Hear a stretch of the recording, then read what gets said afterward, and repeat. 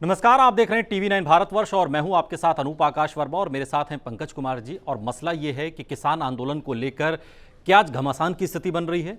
संसद के अंदर तो संग्राम हम देख ही रहे हैं, हाउस चल नहीं पा रहा, स्थगित किया गया, और अब संसद के बाहर जंतर मंतर की अगर हम बात करें तो वहां जो स्थिति बन रही है, किसानों का जमावड़ा लगना शुरू हो गया है। पंकज जी हमारे साथ है। पंकज जी, क्या ये मसला अब इस मुहाने पर आकर खड़ा हो गया है कि ये लड़ाई आर पार की हम कह सकते हैं?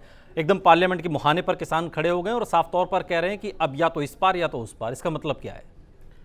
देखिए, किसान पिछले 8 महीने से आंदोलन कर रहे हैं, ये बात सच है, और कांग्रेस पार्टी और तमाम विपक्षी दल उनका समर्थन भी कर रहे हैं। पर इस बार सरकार इस बात को लेकर के तैयार हुई है कि ठीक है, आप जंतर मंतर पर आइए, 200 की संख्या में आइए और आप अहिंसा के माध्यम से आंदोलन करिए। जाहिर तौर पर किसानों की रणनीति ये है कि संसद पर जो उनके चुने हुए प्रतिनिधि हैं उन पर वो दबाव डालें, उन पर एक दबाव पड़े और इस मुद्दे को जोर शोर से उठाया जाए। जाहिर तौर पर जो 5-5 अलग किसानों का जो जत्था बनाया गया है, जिसके एक लीडर होंगे और वो सिंघू बॉर्डर से चलकर यहाँ तक पहुंचे हैं, तो निश्चित तौर पर मंशा ये है कि अपने अपने इलाकों को रिप्रेजेंट करें और किसानों की जो मांग है कि 3 लॉज है उसको किसी भी तरह से हटाया जाए, वापस किया जाए।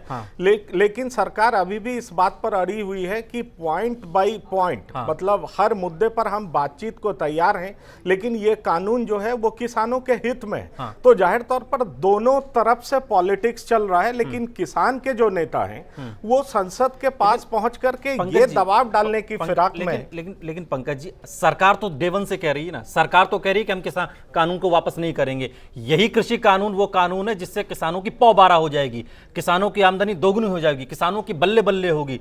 लेकिन ये कैसा कानून है कि किसान कह रहे हैं कि नहीं, हमें तो साहब नहीं चाहिए। अब ये होने क्या वाला है? सरकार टस से मस नहीं हो रही, किसान टस से मस नहीं हो रहे, तो वो कॉमन मिनिमम प्रोग्राम हो, वो बीच का रास्ता है क्या जिस पर कोई भी चलने को तैयार नहीं है?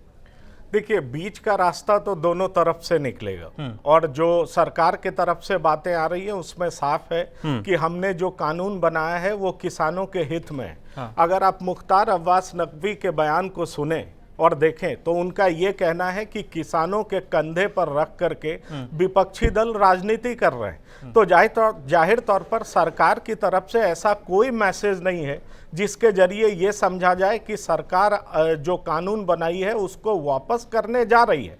पर किसान आंदोलनरत हैं, उन्होंने अभी ऐलान कर दिया है कि 5 सितंबर से वो यूपी में घूमेंगे, किसान को जागरूक करेंगे, लोगों का मत जो है अपने पक्ष में करेंगे और लोगों के बीच जाएंगे, कहेंगे, क्योंकि वहां पर चुनाव होने वाला है। तो जाहिर तौर पर जो डेडलॉक की स्थिति है दोनों तरफ से, उससे साफ दिखाई पड़ रहा है कि अभी इस बारे में कोई समाधान निकलने वाला नहीं है। लेकिन मैं ये मानता हूं कि जंतर मंतर पर पहुंच करके ये एक सिंबॉलिक प्रदर्शन है कि वहां पर संसद की कार्रवाई भी ये लोग देखेंगे और अपने अपने प्रतिनिधि पर दबाव डालेंगे कि उनके मुद्दे को संसद में जोरदार तरीके से उठाया जाए, ताकि सरकार प्रेशर में आए और कानून वापस लेने के लिए मजबूर हो। लेकिन लग रहा है सरकार प्रेशर में आएगी इससे।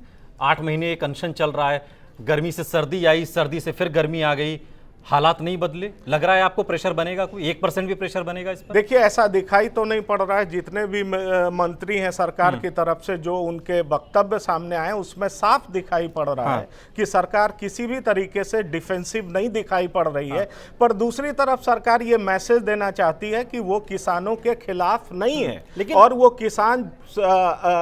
किसान सही तरीके से प्रदर्शन कर सकते हैं, और इसके लिए वो जंतर मंतर भी आना चाहें तो वहां बैठ करके प्रदर्शन कर सकते हैं। उनको दिल्ली आने से रोका नहीं जा सकता है। सिर्फ ये प्रदर्शन स्थल बदला है, जो समस्या उसका सॉल्यूशन नहीं है।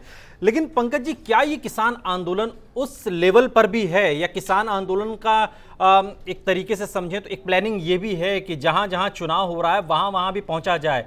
सरकार यहां नहीं सुन रही है तो वहां पर एक अलग तरीके से मैसेज दिया जाए, चाहे वो पश्चिम बंगाल हो या फिर अब उत्तर प्रदेश की तैयारी है।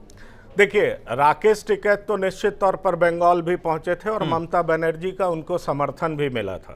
लेकिन अगर आप उत्तर प्रदेश की बात करें तो निश्चित तौर पर अगर पश्चिमी उत्तर प्रदेश में किसान आंदोलन जो है वो एग्रेसिव जरूर दिखाई पड़ा है। हाँ। तो अब ये देखना होगा कि चुनाव के बाद इस आंदोलन का उस पर असर क्या पड़ता है। लेकिन अगर सरकार के तरफ से देखा जाए तो सरकार के कोई भी मंत्री ऐसा नहीं दिखाई पड़ता है, वो कहते जरूर हैं कि किसानों के हित में ये कानून है, लेकिन ऐसा कहीं से दिखाई नहीं पड़ता। समझ में नहीं आता कि जो कानून बनाए गए हैं उसको वापस लेने की कोई बात। पंकज जी, एक बात कही जाती है आमतौर पर कि सियासत में कोई भी विषय नाक का सवाल नहीं होना चाहिए।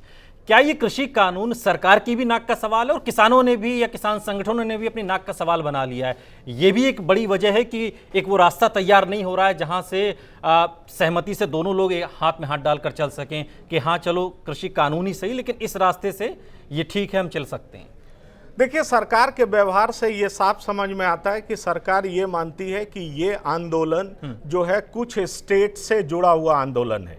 मतलब कुछ स्टेट में ये थोड़ा बहुत महत्व जरूर रखता है, लेकिन ये अगर कहा जाए कि पूरे भारत का आंदोलन बन गया है तो ऐसा कतई नहीं है। और आप इस पर निगाह भी डालें कि जिस तरह से अलग अलग 40 ग्रुप के अलग अलग नेताओं को बुलाया गया है रिप्रेजेंट करने के लिए, और वो हर एक ग्रुप से 5 लोग होंगे, तो इससे साफ साबित होता है कि जैसे ये बातें सामने आ रही थी कि राकेश टिकैत नेता हैं, तो इस तरह का ऐसा इसमें कुछ दिखाई नहीं वो कई संगठन है, वो कई किसान संगठन है और उन किसान संगठनों का समूह है। और आज जो जंतर मंतर पहुंचे हैं उसमें भी कई सारे किसान संगठनों के नेता पहुंचे हैं। लेकिन ये तो बाहर की बात है, हम पार्लियामेंट के अंदर भी तो देख रहे हैं स्थिति वही है। प्रधानमंत्री को भी नहीं बोलने दिया जा रहा है। आज भी आपने देखा हाउस शुरू हुआ और उसके बाद राज्यसभा की कार्रवाई स्थगित कर दी गई। लोकसभा में ओम बिरला बहुत नाराज हुए हैं सांसदों के कि ये क्या व्यवहार है, आप लोग जीत कर आए हैं, आपको यहाँ पर मसले उठाने चाहिए और इस तरीके का हो हंगामा हो रहा है। तो स्थिति तो तनावपूर्ण संसद के अंदर भी बनी हुई है, वहां पर कैसे संग्राम थमेगा ये?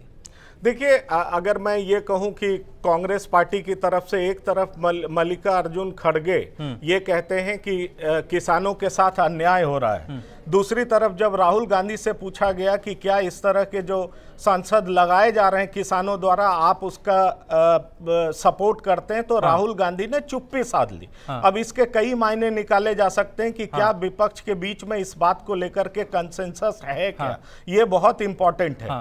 सार्वजनिक तौर पर बयान देना और इसको जमीन पर उतार करके लड़ना किसानों के लिए, इन दो चीजों में बहुत ज्यादा फर्क दिखाई पड़ रहा है। और यही वजह है कि ये जो किसानों का मूवमेंट है, ये कुछ लोगों का मूवमेंट जरूर है, लेकिन ये विपक्ष का आंदोलन नहीं बन पाया है और इसलिए किसी भी तरीके से सरकार दबाव में दिखाई नहीं पड़ रही।